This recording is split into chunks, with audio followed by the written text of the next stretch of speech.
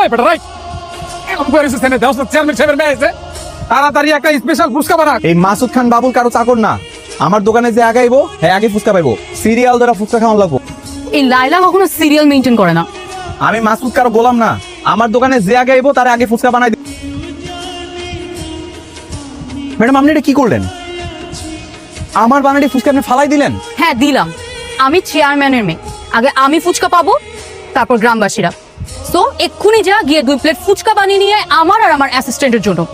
এই নয়ন, আজকের মতো ফুচকা দোকান বন্ধ। ও আর আপনারও দেখি এই জায়গায় ফুচকা বানায় কেটা খাওয়ায়, দোকান বন্ধ।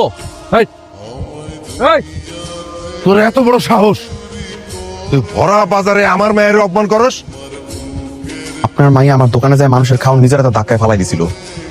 আপনার মাইকে কামটা ঠিক করছিল? অবশ্যই ঠিক করছিল, ও আমার মেয়ে, ও যেটা করবে সেইটাই ঠিক। আচ্ছা একটা কথা কই, আপনার ক্ষমতা আছে দেয়া ক্ষমতার অপব্যবহারটা করেন না।